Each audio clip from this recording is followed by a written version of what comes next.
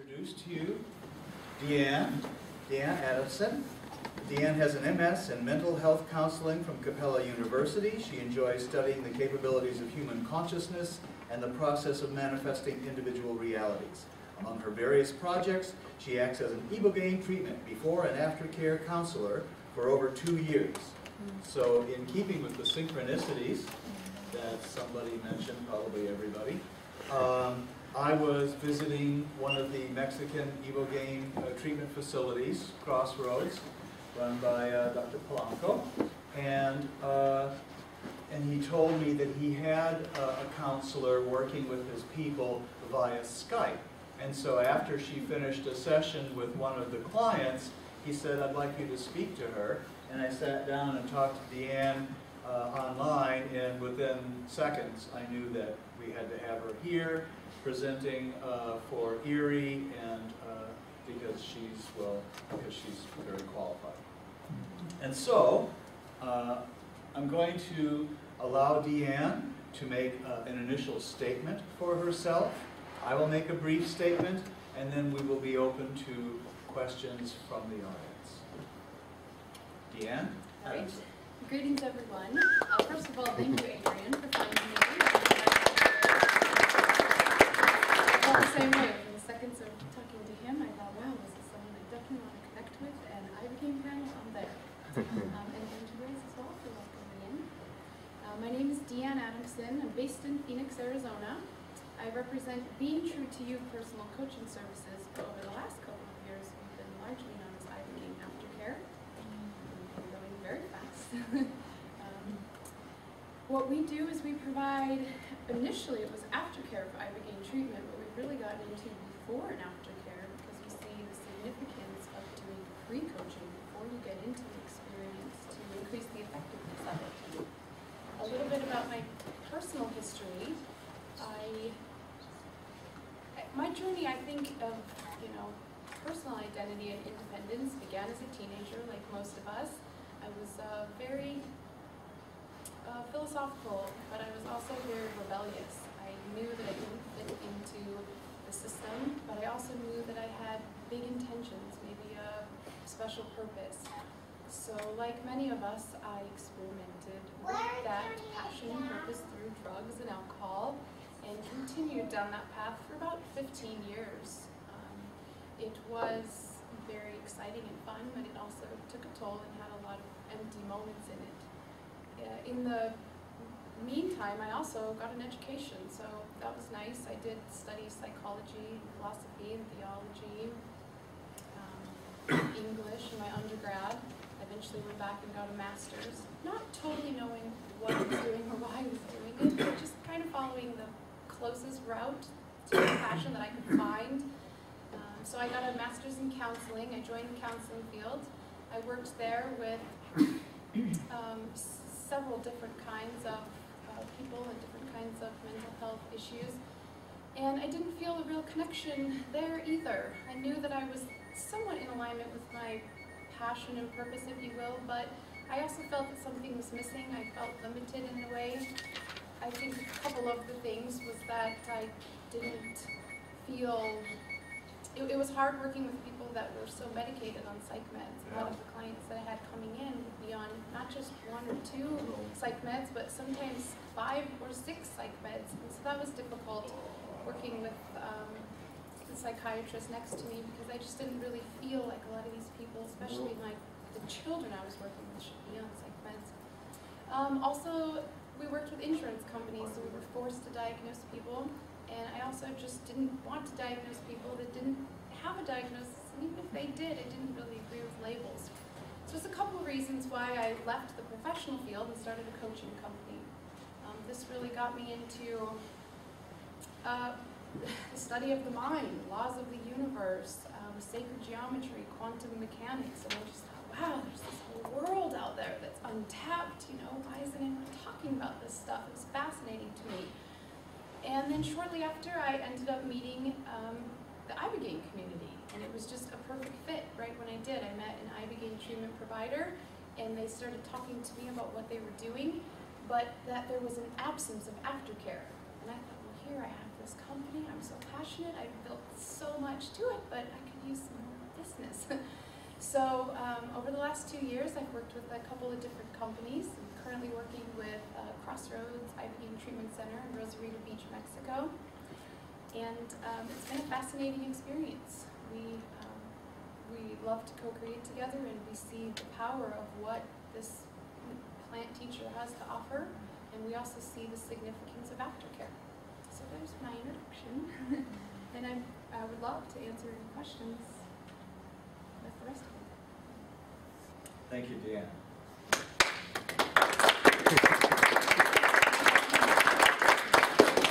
One moment, you don't get off that easy. I have a statement to make. But I'm going to keep it short, even though many people believe it's not possible. All right, so I'm an ibogaine. I was a junkie for 22 years. When I got to St. Kitts and was treated by Dr. Mash, actually it wasn't a treatment. She's a clinical researcher. I was a research subject in human clinical trials. But I got my treatment out of it. When I got there, I was so close to death, she almost didn't treat me because she didn't think I had enough vital energy left to survive my dose. So for me, ibogaine was definitely a lifesaver. I got the 800 milligram flood dose, and in my case, it was obviously necessary because I really didn't have more than about 2 weeks left to live anyway. In terms of my experience, I would like to point out that ibogaine, like all other entheogens, is a non-specific psychic amplifier. And so, as unique as we are as human beings, all of our experiences are going to be somewhat different. I had the opportunity to talk to at least 30 other people who had been treated by Dr. Mash over the next 3 years or so, as the ones that came to South Florida where I was. And naturally, I compared notes with them. I found that everybody who said that they had a very good experience all agreed that they sensed the presence of plant teacher. They didn't use that particular term perhaps, but everybody agreed that they sensed that there was another consciousness, another entity present in them at that time other than themselves. So the plant teacher concept was not touched upon at length here tonight. But it is strongly associated with a sacred medicine in all traditional indigenous shamanic communities. And here's my official Dr. Mash Iboga plant teacher shirt. Woo! Healing visions, baby. I survived. For myself, I had so while ibogaine experiences also have a wide variety of detail, one thing that is generally agreed upon is the two phases that Ben mentioned, the visionary phase and the integration phase. For me, it was about an 18-hour thing altogether. More for some people, fewer for others. Okay, so in the interest of time, I'm going to wrap it up there. I will just say in conclusion that when I presented at GITA, I found myself to be in a unique position. All the other iboganauts, which is to say addicts who had recovered through the agency of ibogaine, had chosen to go the route of becoming providers. And all the other, of course I'm a PhD student in East-West psychology, all the other scholarly researchers were all quantitative. They were all MDs, biochemists, like that. I was the only ibogainaut who was also a scholarly researcher, and I was the only scholarly researcher who was a quantitative or qualitative psychological researcher. I investigate the phenomenal experience, the interior experience of people being treated by ibogaine. So, and I'm finding it very fascinating, and there's plenty of work to be done. Okay, thank you. So the panel is open.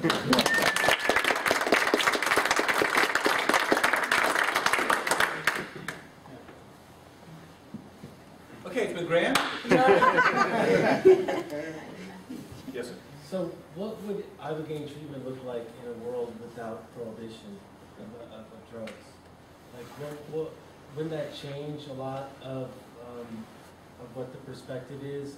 You know, because so much of what the stigmatization and discrimination that drug users, aka sometimes called addicts, feel is due to the prohibition and the criminalization of drug use. And I'm wondering, like, so if drugs were legal, would ibogaine still, what would its place be? It would be as a psychedelic? I mean, as a healing plant, as a plant teacher, it would still have a presence, but I'm just wondering what the perspective is on that. Well, I'll open.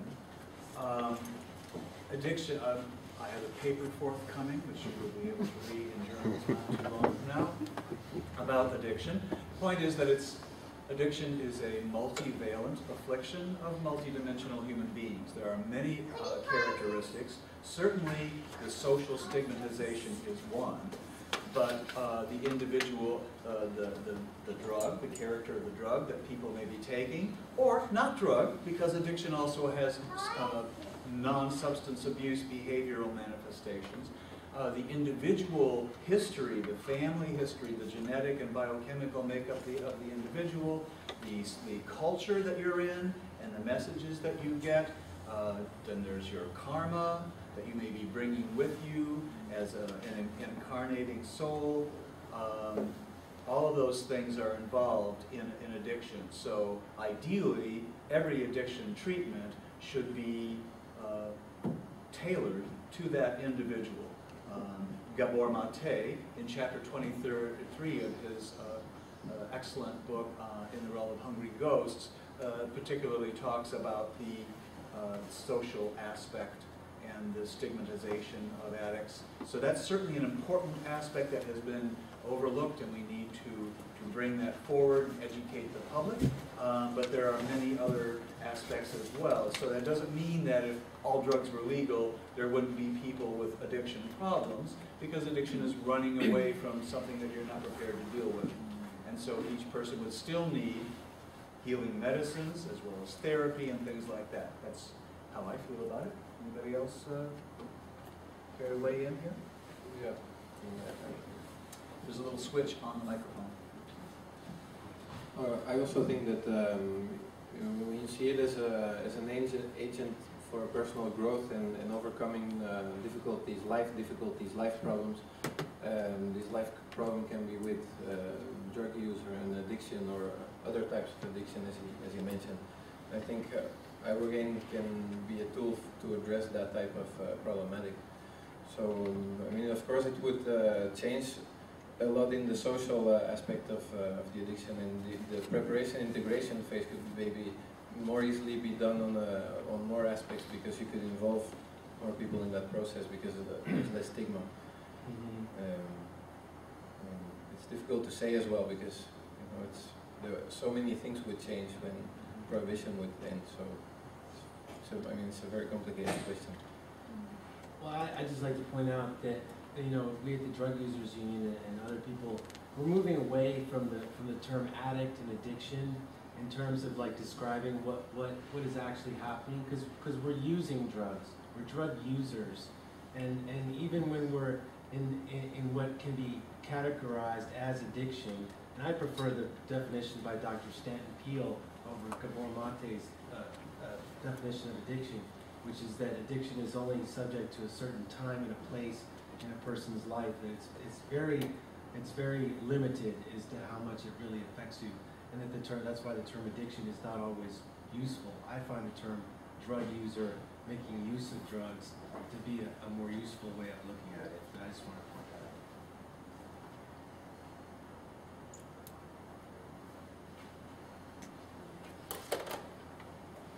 Okay, I just had a question about, so I guess with a lot of the experiences that we've talked about, it really seems as if, I mean, it was pretty dramatic just in terms of just, this almost being like a last resort when it came to using ibogaine as a treatment. Does it always have to be that way, or just, how does one really decide whether ibogaine is like the right treatment when it comes to, someone really looking to be healed? It's a good question. It's something that I help assess on a daily basis. There's a lot of factors that I look for in a good candidate. I think it's different from what the medical doctor is looking for. I think they're looking for more of the physiological, physical symptoms to make sure that you're strong enough to undergo a treatment. One of the things that I look for in working with or helping people prepare or decide identifying why they have maybe relapsed in the past. Many of them have undergone many treatments, because ibogaine is a window of opportunity, as we've said earlier. It opens that door, it helps people detox and become sober, but it doesn't necessarily keep a person sober. So one of the things I look at is the person struggling to just with this physical dependency and with the physical aspects and trying to maintain self-control, because ibogaine can open that door and give them back some of that free will, that self-control, and that ability to take action in the right direction. For many of them, they can get sober. For many of us, we can get sober for a month, 2 months, 3 months, but then we relapse. And in that case, ibogaine can still be helpful, but to me, what I point out is that it's really that starter, or opens that door, but it won't keep you there. So that's one of the determining factors that I look at. I also want to comment, if you look at the Brazilian model I talked about earlier, it's interesting because they actually don't see ibogaine as the first step and then try to make the effect long lasting. They see it as the second step. They first get people clean for about 20 days under guidance. They do motivational therapy.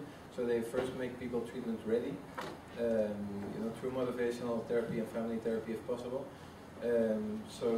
To strengthen that motivation, to really make a change and really, integrate later on what they get from the experience. And when then they are treatment ready, that's when they do get the ibogaine in and really catalyze that change and, make it in that way long lasting. So they don't see it, as the first step, but as the second step, let's say. I have a question for about the fact that people get to ibogaine as a last resort. I think it's because ibogaine has been very unknown, and so that's why people, if you've tried everything and then go on the internet to get to whatever else is out there and then find ibogaine. Of course, many addicts that have gone to ibogaine in the past is because they have tried everything, and then all of a sudden on the internet they find ibogaine.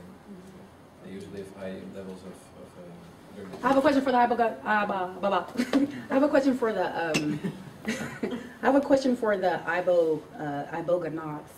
I think Ms. Shapiro, you said that it was it was classified as a Schedule 1 in the United States, right? Okay.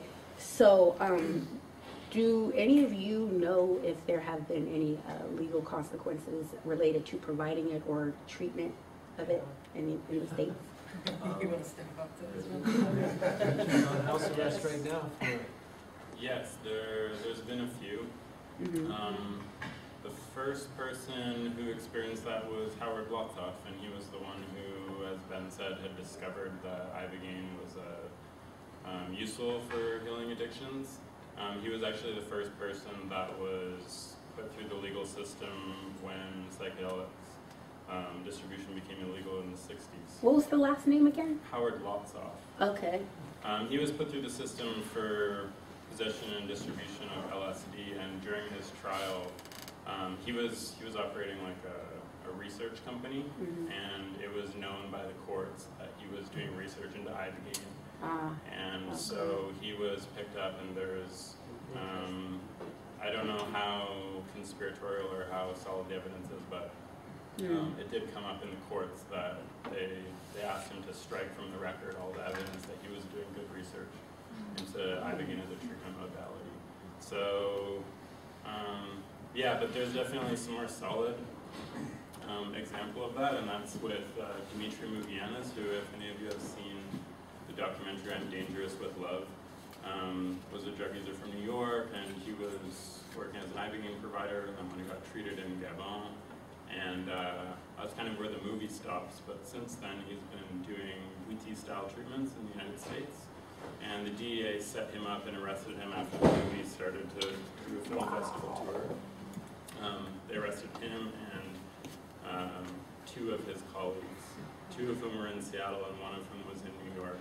And they recently, I believe it was March 25th, went to their sentencing hearing. And they're all laughing right now because they got away with 45 days of house arrest, which is very, very light and generous. And both the judge and the prosecuting attorney both told the defendant attorney that they were that they had hopes that at some point Dimitri and Michael and Bobby would be able to do that kind of work legally in the United States because they can see that it was valuable for people. So hopefully, as Laura was saying, it might be the way that it comes legally into the United States rather than through a clinical model. It's through a religious model. But they were facing multiple years in federal prison. Yeah, at first, the minimum charge would have been something like 5 or 6 years in prison. And so now they have 45 days of house arrest. And I know I've been talking with Dimitri, and he says his conditions where he has to be at home unless he's at work or at school, but he goes and he's the resident Gunga at a drug user union in New York City, and so he leaves his house at 9 a.m. and comes back at 10 a.m. The whole day he's working. So they said basically for 45 days you have to sleep at home. So it's very, very lenient. They were very generous with them.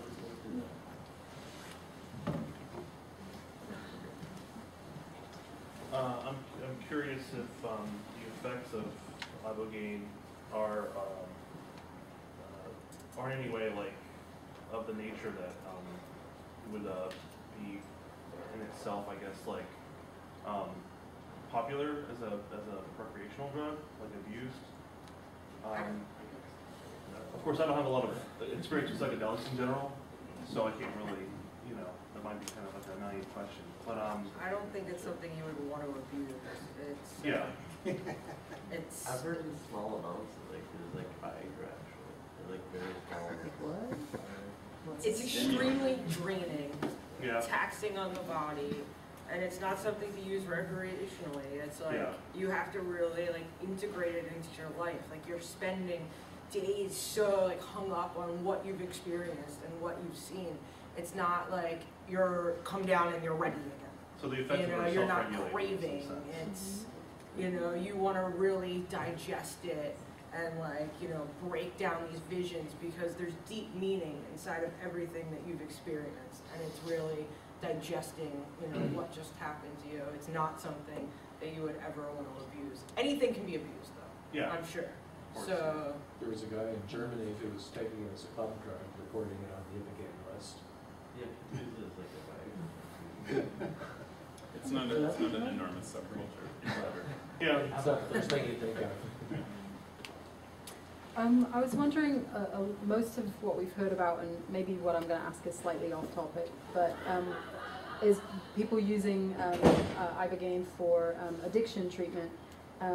So kind of on the edge of that scale, I wonder if you could touch on whether anybody's using it for more dealing with compulsive behaviors and things like that. Because I know somebody mentioned something about treatment for things like Parkinson's and stuff like that. So I just wondered if you could talk a little bit more about those other slightly different fields.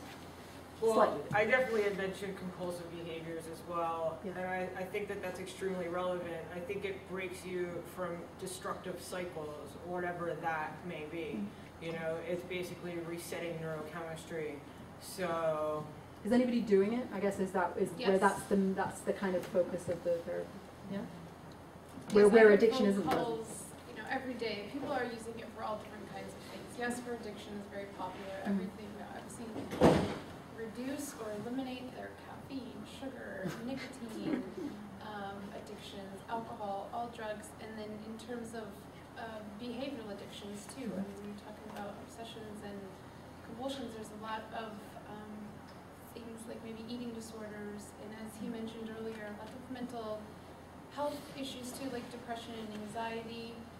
I've seen someone use it for gambling, so it does kind of all tie back into addiction, but I definitely see a wide array of addictions from the substance to the behavioral addictions people are using for and finding positive effects. And I'll add one more thing too. Another common thing I see people using it for, or unknowingly using it for, is pain management. So a lot of people that have chronic pain will find maybe 50% reduction in pain because if you're taking opiates, let's say, a lot of times your pain is increasing because your body thinks that you can't hear it, so the pain keeps increasing. And so once you go through ibogaine and you eliminate, let's say, this opiate addiction, they're also finding that their pain is drastically reducing.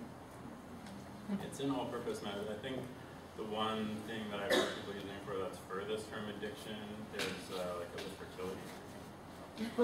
Did you say fertility? Fertility? Yeah. Oh. How about for exploration? I wondered about that too, not just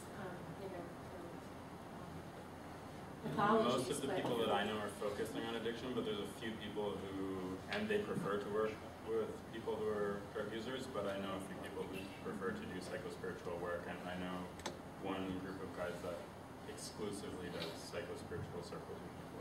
So that exists. There's more and more, I think, groups, also in Europe, we see them more and more. People, they go to a different way of doing it. They have small rituals with a few people, and they do it more like the witty way, but not traditionally, like an adapted version. So I know several groups that are doing it now. Of course, it's, there's also a concern because you have to, I think it's important that people have a pre-screening if they're going to take high doses and everything. So, and if something goes wrong with one person and there's the other 7, they're not going to have such a nice time, dealing with the situation. Normally in Gabon, it's only 1, 2, 3 people. There might be exceptions, but there's groups I know of that do till 8, 9, 10 people at the same time. I'd like to speak to that. I have over 15 and a half years clean now from my one treatment. After I couldn't get out of my addiction, or by going to 14 different treatment centers over 17 years doing everything else. So I've had plenty of time to meditate on this. And I'd like to, and because I'm a qualitative psychology, psycho-spiritual researcher, it has come to me recently to present ibogaine as an agent for the redemption of innocence. Dr. Nash observed, and it's been said here, that ibogaine is like hitting a reset button in the middle of your forehead. After a prolonged period of addiction, all your bodily systems are out of kilter for various reasons, because you're putting toxins in your body, you're starving, you're in bad situations and like that. And your whole psycho-emotional system is also very distressed. That's why the AA people call it like stinking thinking and whatnot. And ibogaine seems to like reset you to factory default, if you will, in one treatment. But the spiritual aspect is very important. And I used to have a spiritual life, and then my addiction came down between me and the divine like a lead curtain. And one of the things that ibogaine did for me was to reconnect me to my sense of soul and my sense of connection to the divine. So this concept actually first came from listening to the song Return to Innocence by Enigma. And some of the lyrics are, just look into your heart, my friend. That will be the return to yourself, the return to innocence. Don't give up, and use the chance to return to innocence. So addiction is so defeating, it is so negative. And I was lost, a lost soul in the pit, if you will, and life used to suck and then you die. And after ibogaine, I'm in love with the great mystery. And synchronicities abound in my life, and wonderful people appear constantly. So it's very powerful like that.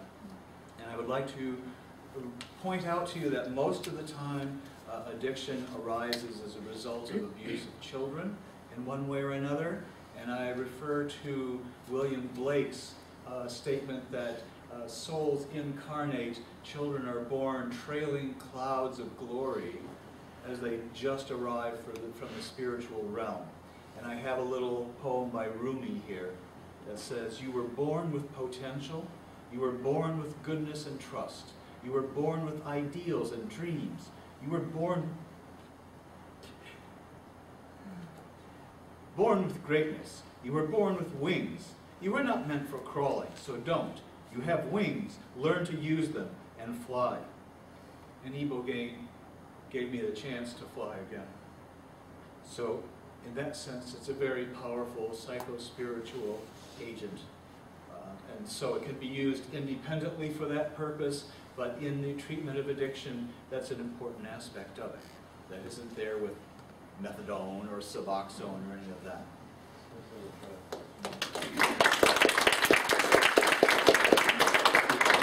Just to add to that, I think it was in one of your movies where they were talking about, or maybe Uwe was saying it at the conference, but one of the reason why they do the treatment Sangavon for the women and the men, I've often had to think like people are on a path of recovery. Really, I don't think it's necessarily about the substance, but it's like what is being recovered from that. And I think the explanation that they gave in Gabon was that for the men, it's to recover their connection with their intuition, and for the women, it's to recover their place in the community and their position. Yeah, also, for example, when a woman can't get pregnant, that's also, for example, a reason why they would do an initiation. So what you were saying about fertility is really good in practice there. It's like the women have a certain role in the community, and if there's a problem there, then ibogaine has been, or iboga has been brought in. And for the men, it's really something they do, is a process of, you know, a rite of passage, coming in early. Yes? So does anyone know of any experience with, on the part of autism spectrum people with ibogaine?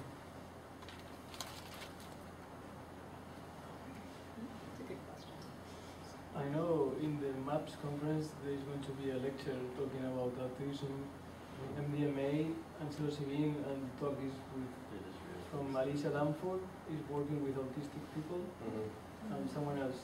Yeah, that would be like a whole different side of the spectrum from what the possible painful experience that ibogaine could reap on It's a really good question. autism spectrum person. But on the other hand, you can't help but wonder, could it do some good? There's a paper in that. There's work to be done. And it's, and since I didn't get an answer to that one, how about, would anyone care to hazard a guess on the success rate with personality disorders? It's the one disorder that I don't recommend for ibogaine treatment. I'm not sure what other people here have seen, but when we were talking earlier about how do we decide, or how does a person decide if they're a candidate for ibogaine, I've seen that it doesn't seem to mix well. We were talking about it yesterday, there's several reasons, and of course it's always individual. Everybody's different, so we have to keep that in mind. But one of the things that's imperative is personal responsibility, which is something that often falls short in personality disorders. You must understand that you know, whatever is going on, that it is not anything outside of you that is the problem, it is something within, and you will personally will have to do work. Yes. I was wondering about the new study with like, well maybe it's not that new, but the PTSD, the post-traumatic stress disorder. Yeah, post-traumatic stress disorder, like soldiers coming back. Yes. Have been using ibogaine more and more because of that, and it's been helping like 97% success rate. It's an anecdotal report that was posted by a clinic in Costa Rica. I think that they've treated some soldiers and had Also, New results, Zealand but- has been starting to Oh, use okay. it also, yeah. That's really interesting. I think like most of the studies that I know about are with MDMA, but I know that there's a clinic. And also to do LSA too, I've heard of. But yeah, I heard ibogaine had more of a success rate actually with that particular disorder. I've personally seen it. Okay. Cool. Two aspects that were interesting to me were the difference between the ayahuasca one week integration window versus the iboga 2-month integration window, and I was wondering why does there seem to be such an extended window with maybe more depth or more to integrate? Because up until today, I thought ayahuasca was like the biggest kind of journey you can go on. It seems to blow that out of the water. Well, I think there's probably various reasons for it. I mean, we don't exactly know the mechanism of action of iboga. We know a few of the mechanisms of action. One of them is the noribogaine is stored in the fat and then released slowly over weeks or months. So that might be responsible for the fact that the after effect is longer. But I also think that you know the effect effects on the multiple brain receptors. I mean, iboga has a much more complex way of affecting different receptor sites, and is, it's more, and the experience is really, I think, also partly on working on subconscious levels. It's not, there's people with no visions, that later on they complain because they didn't get work for them money, but then they change their whole life. Why do they do that? So there's clearly also a more subconscious process going on. But I do find this, I think that that ayahuasca is very useful in preparing for an iboga session and also integrating. Not just right before or right after, but I'm talking a few months apart. But because ayahuasca is working very much on an emotional level. So the visions go hand in hand with emotions. The deepest levels of ayahuasca are not just the visual, the visions and the serpents and the crocodiles people talk about. It's really the, emotionally it goes very deep. And ibogaine doesn't have that, doesn't work on that level. So it's a bit like iboga is like the teachings of the father, which is about responsibility, fear, all those things, and ayahuasca is more always referred to as something female, the mother teaching, which is more on an emotional level.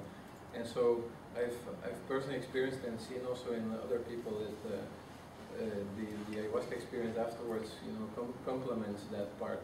It's like now the mother continuing the same teachings, but from the emotional side. So where do the emotions go for those 10 hours during the iboga first phase? Like, you're seeing the emotions, or there's just you're completely neutral? Well, it's more like they refer to it as a REM state. No, it's ibogaine is also the new ibogaine brand is Remagen, for example, the REM sleep. And so it's really like concepts. No, it's difficult to explain, but more like the visions are like concepts that combine things that can be symbolic, can be literal from your own life, but they don't. Yeah, there's no real integration at that moment. It's just concepts. It's a lot quick. of information. It's quick. You can't hold on to something before 5 more are popping at you. It's just. And one phase that comes up and can create a certain reaction to it, but then it goes into the next one. And when that phase goes down, that's when the emotion is being given to those visions, and those visions start to get deep meaning. And that's a long automatic process. A therapist in that phase would be really destroying the process, because it's like your own mind is doing that automatically. And Uwe's work that he presented in Vancouver, and he was, from the position of a medical doctor, he was talking about the physiology, the biochemistry, the receptor sites, blah, blah. And one of the manifold functions of ibogaine is to suppress the activity of the sympathetic nervous system and to enhance the activity of the parasympathetic nervous system. These are the two, opposing branches of the autonomous nervous system. So the sympathetic nervous system is the one that produces the flight or fight response and is strongly implicated in anxiety. And the parasympathetic system is the produces a calm contemplative sort of feeling and attitude in the body. So a kind of metaphor for talking about ibogaine's activity is that the emotional volume knob is turned way down, almost off, so that if you're a traumatized addict, if you've got PTSD, then it gives you a chance to view those traumatic events without being re-traumatized by them, so you can have a more objective, dispassionate opportunity to examine them and say, oh, that's what happened, and then you can see decisions and behavior that you committed afterwards, and see how the course of your life went, without being freaked out all over again by seeing yourself beaten, raped, whatever it might have been. So that is one of the many, many. I liked what Ken Alpert was presenting there, a very rigorous quantitative researcher, and in his PowerPoint, the second to the last slide was just a summary of 25 of the more likely possibilities, and he ran through some of those, but he concluded by saying, But the reality is, and he went to the last slide, we don't know. So I thought that was rockin' not ethical behavior by this researcher saying like, okay, I've been at it for 10, 15 years and I'm still not sure what's going on. But ibogaine is clearly much more complex than most of the entheogens and seems to act throughout the body on virtually every system there is. On a really practical level, ayahuasca is something that you can participate in as a community regularly. Like you can do several nights in a row of ayahuasca, and you can do that every month, or I don't know, like people do that on a regular basis. But it's as though with ibogaine, it's like your energetic investment in it is much higher, like physically, emotionally, spiritually, and it's as though in a single dose it can also respond with a similar level. So it can respond to a bigger intention in a single dose than ayahuasca. That's really general, but I have to also say that it's your intention going into the ibogaine trip. Intention is everything with ibogaine. Also with ayahuasca and with all psychedelics. Yeah. The lady in the back here. Yeah, I want to know the physical effects of ibogaine, because in ayahuasca you do purge, and so you do have a little vomiting, mostly vomiting, but You get sick on ibogaine too. It's like very bitter and sour, and it's kind of the one massive into the huge trip. how long does that take you to the 45 minutes, an hour, you get really sick. sometimes people don't get nauseous. A lot of clinics just give anti-nausea because it doesn't seem to have the same subjective effect when you're vomiting. Like the purge isn't this huge amount, like it can be just as annoying right after you purge. Like the nausea, it doesn't really go away and you have this massive emotional release and you see all the things fly out of you. So trying to avoid it's really common. People give anti-nausea.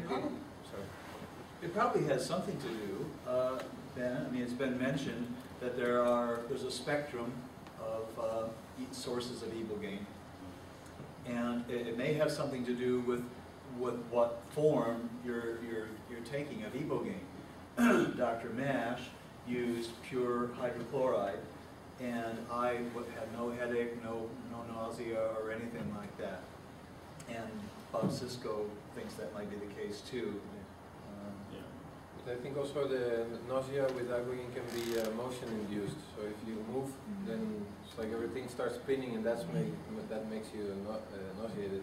So it's funny to see in my ibogaine documentary, I mean the rite of passage, you see in Gabon they spin around this woman, make her move so the iboga goes well through her body, and make her throw up. If she doesn't throw up, she hasn't eaten enough. So that's the way they see it in Gabon. And then you see in the Mexican clinic, and they tell the guy, don't move, whatever you do, don't move, because it's going to make you nauseous. There's clearly also and it's true, I laid there like a sack of cement for 18 hours and didn't move a stitch, and I didn't care about it at all. I mean, everything was very internal. I didn't open my eyes, I wasn't interested in what was going on around me, it was all an internal experience, and that's what I was there for. So it also creates ataxia, so moving is very difficult. It is difficult. Going to the toilet can be impossible, and doing it can make you nauseated because you move. Right. So I have another question relevant, somewhat kind of relevant to that. You said there's a process, the process after you have the experience, it might be about 20 hours. Then after that, you have this time that you go through, you make changes, or you think, you make the changes that you think you need to make. Does everyone get to the point that they know they're going to make those certain changes, or whatever they are? No. So it could just, some people just have absolutely, basically not much of them. Sometimes for people afterwards, it's the most difficult part of the experience because all of a sudden now the opiates are gone, and whatever was underneath the opiates is right there, like the chronic pain or the trauma that was right there. So it can be a lot to integrate. I've shot up on a plane on the way home. But let's differentiate between the so-called integrative phase of the ibogaine experience, where the integration is an automatic internal process that the ibogaine is facilitating. And then when you've finished your experience, your responsibility now to take whatever you've learned, you know, the changed you that comes out of the experience, and figure a way to integrate that into your life. That's your personal responsibility and work. And of course, many people don't do that, and thus, despite having a good experience with ibogaine, they can still relapse. And I think to answer your question, what I see is for some people, a lot of those answers do come while they're doing their ibogaine treatment of exactly what changes. And for many of them, it's just in the reflective process afterward that they can take what they learn and start to make sense of what those changes are. So it kind of starts to emerge, you know, before, during, and after the process. Gentleman in the back there. In traditional formats for doing these rituals, is there a decompression set of rituals for integrating those experiences so these people, after having such an intense experience, aren't just let go? Yes, I mean, it's a the movie was filmed over 5 days, for example. So iboga is taken on the second day. The first night is preparation after already a long preparation. Then she takes, so there's 4 days afterwards when she slowly comes back as a child. She's been welcomed again into the family, and this is all accompanied with other rituals. So that's during the initiation phase. There are rituals for each part of it, and then afterwards, of course, this person lives then in a society where all of the members know the plant and know the effects of it and don't have a stigma around it, and so daily life then, and also because all of these people were a witness of the process, then daily life automatically becomes the integration. And that's really what's more difficult to recreate in a society like ours, because in many countries like in the US it's illegal. Luckily in many others it isn't, but still there's a stigma, people don't know it, so not having anybody to later on be able to help you integrate, or not be able to tell to your parents or friends that you have done this, or you know, that really makes it much more difficult to really get the most out of the experience. There's a great movie called Gabon: The Last Dance, and my impression from watching it was just like people in Gabon are living ceremony all the time. The way that the village works, it operates on that, and the GITA experience is kind of like the depth that it goes into. So people are coming back into ceremony all the time. It's just like the state of being there. Yeah, it's also in the movie when they learn to to deal with the possession trance during the effects of the iboga. Later on, they're expected to be able to access those states again voluntarily during dances or rituals or feasts or whenever they want. So it's a bit like learning how to bridge and get back to the states, healthy state of consciousness without iboga afterwards. So it doesn't end at the end of the initiation. That's really where it all starts. Okay, we have time for maybe 1 or 2 more questions. A lady back there standing up. I'm curious why you've only chosen to do ibogaine once, and also if you've done ayahuasca once or more than once, and why? Yeah. Gotcha. Well, actually, I did ibogaine twice. I went back a year later, not because I had relapsed. I wanted a second finer cleansing of my central nervous system, because morphine toxins linger in the fatty tissues, and there's a lot of fatty tissues in your nervous system. But the real deal is I wanted to meet Plant Teacher again. And I did. And Plant Teacher told me, well, okay, we're going to give you a good experience because your heart was pure and your intent is good and you didn't know any better, but no more or you'll be disrespecting the medicine. So I have never taken ibogaine again, at least in the high dose. In the PT culture, well, I haven't taken it since then, but I would consider a very low dose, because Buddhists thereafter will take really low doses, a sort of a non-psychedelic dose, And it's primarily to banish fatigue and hunger, so they stay up chanting and dancing around the fire all night, and it's a very psychosocial kind of affair. But that's why I haven't done that. However, it has certainly crossed my mind that after, if you were, for instance, treating addiction and whatnot, after the ibogaine, other medicines, ayahuasca or mushrooms or whatever, may be valuable follow-ups. And as Ben pointed out, you know, after Father Ibogaine teaches you a lesson, then Mother Ayahuasca can nurture you into how to bring that into your life, for instance. So that could be valuable. I have done entheogens on a number of occasions since then, but not Ibogaine. What about ayahuasca? Like how many times have you done ayahuasca? Not too often, 5 maybe, something like that, 6. I only do it, I mean, I'm older, you know. When I was a hippie back in the day, I took like 300 trips in 5 years because it was the thing to do, and it was fun, and it was a social bonding gig, and blah, blah, blah. Now, I know when to do something because all the circumstances point to it. Suddenly it's easy and natural and obviously the right thing to do, and if it doesn't, that combination doesn't come around, I don't do it. So that's personal for me. I'm not, you know, saying this is what everybody should be doing. Okay, yes. Thank you. I know there have been some instances with ayahuasca where they actually talk about how it can cure physical ailments as well, where there's people who are paralyzed who are able to walk again, or people who have cancer who had that cured. Are there any instances of that with ibogaine as well, just with, you know, just physical manifestations of illness or disabilities in the body that this is able to treat as well? Well, with hepatitis C, you know, I mean, it's been seen quite often that people who have hepatitis C, that the viral load goes down a lot after ibogaine. You would think that after detoxing it would not go down because it's a big stress on the body.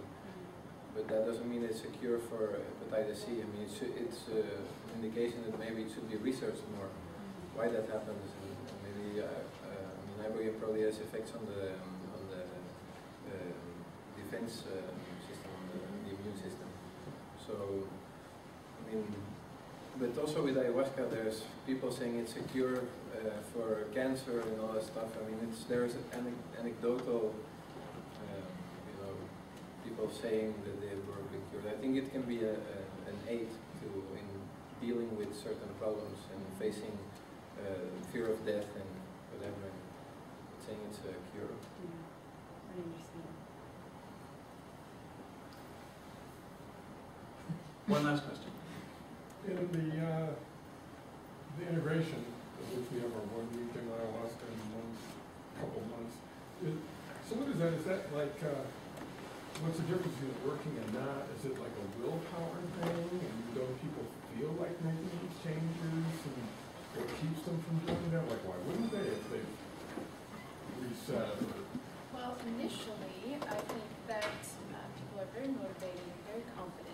I think anytime we get out of a spiritual retreat or we take psychedelics, we have this newfound motivation to go make everything right. So I do see that in the very beginning, but once you return to your environment, the vibration starts to come down, and we start to fall back into our patterns and our cycles. So again, that's what we do in aftercare, is really holding on to that passion, that vision, that purpose to continue to create that momentum, and to continue to find other ways to raise those endorphins and raise that inspiration so that you continue your journey, because it is so easy to just kind of fall back.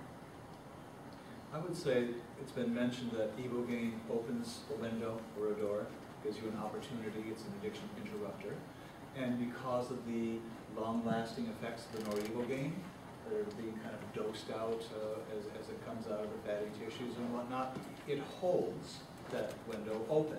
So during, my experience was that during that period of time, I continued to feel held, uplifted, nurtured, and of course, as an addict, you become rigid, locked down, narrow, and like that. And so I was, my open flexibility and my willingness to learn and change, which was encouraged and enhanced by the noribogaine, continued for that period of time. So that's an extremely valuable period of time to begin doing serious therapy, to begin doing the personal work to change your way of being in the world.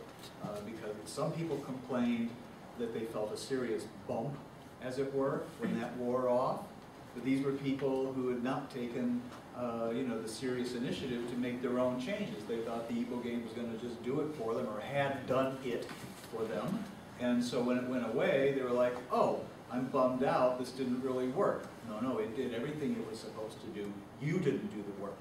And in this regard, I would recommend the writings of a Frenchman, Vincent Ravaillac, who appears in 2 different books with different 3 authors, of which he is one. And he mentions the Herculean task facing ibogaine when you come in after a long period of addiction where you're just so completely out of whack.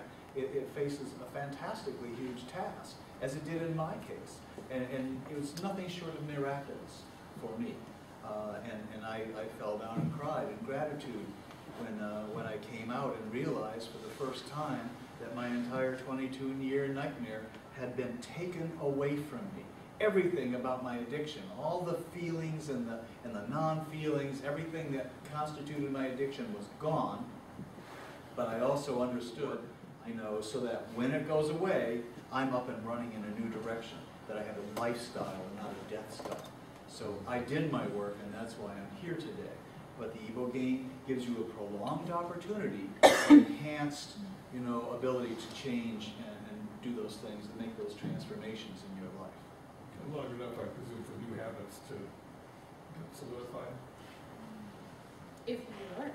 Oh, new behavioral motifs, yes. I shy away from the word habits. That's what I was getting away from. But yes, new habits, new ways of behavior and thinking and feeling, new ways of being in the world. Yeah, we didn't talk about it too much, but there's this really big period of neuroplasticity afterwards. Ibogaine initiates GDNF secretion, which helps, it's a hormone that stimulates you to grow new neurons. And so essentially afterwards you have a neurological second childhood.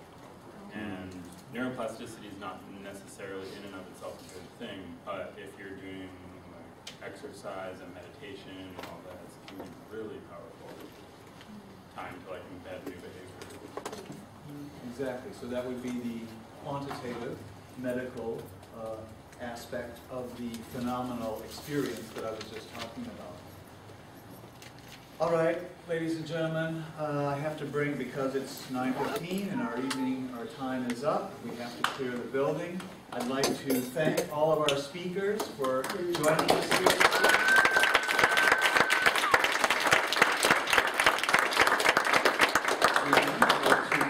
With our token of appreciation for your participation. This is obviously a topic productive of a great deal of discussion, and there's a lot more work to be done. Those of us involved with it are all very excited because we feel that there's some mission involved here and opportunities to go in all kinds of directions, and it's not just limited to treating addiction or anything, but because it's a matter of actually creating a new healthy community in our whole blasted nation and the world. So there's no limit to where we can go with